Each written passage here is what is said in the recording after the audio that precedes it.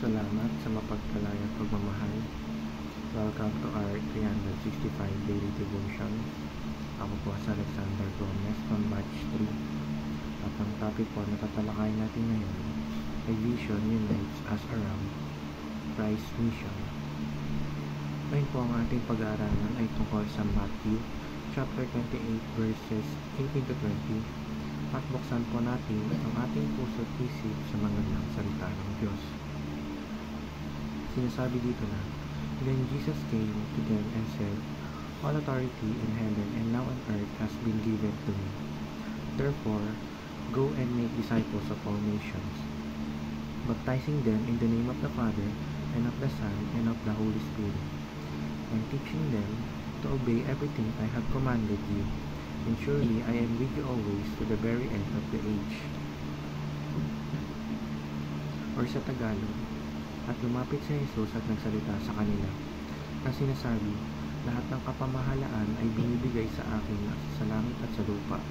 Humayo nga kayo, gawin niyong ilagad ang lahat ng mga bansa. Inyong bautismuhan sila sa pangalan ng Ama, at ng Anak, at ng Banal na Espiritu. Turuan niyo sila na ganapin ang lahat ng mga bagay na aking inutos sa inyo.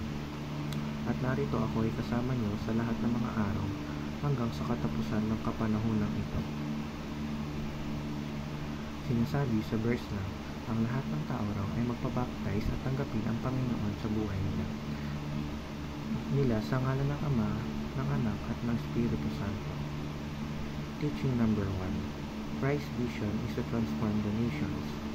Ang vision ng Panginoon ay lahat tayo ay mabago at makakilala sa Kanya. Kaya nga sinabi na baptizing all nations, hindi lang sa bayan ng Diyos kundi sa buong mundo. Teaching number 2. Christ's vision is the mission of all disciples. Ang mission ng Panginoon ay ang vision natin at ayon ay ang makaakay ang mga tao palapit sa Kanya. Vision ng mga disciples na maging fishers of men. Tayo kung saan lahat ng tao ay inilalapit natin sa Panginoon. Teaching number 2. Christ's vision is destined for victory.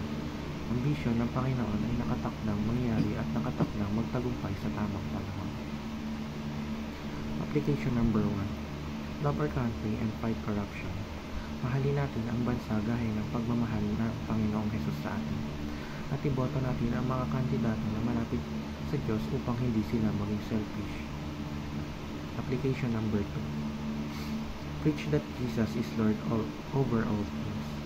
Ipalaganap natin na si Jesus ang Panginoon at nating tagapagligtas.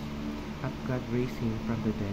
Yun ang pinakamagandang balita na maihahayag natin sa buong mundo. Application number 3. Believe in the triumph of Christ. Maniwala tayo sa pagtatanggugpay ni Jesucristo sapagkat all things work together for good in His purpose. Yun lamang po ang aking devotions. Maraming salamat.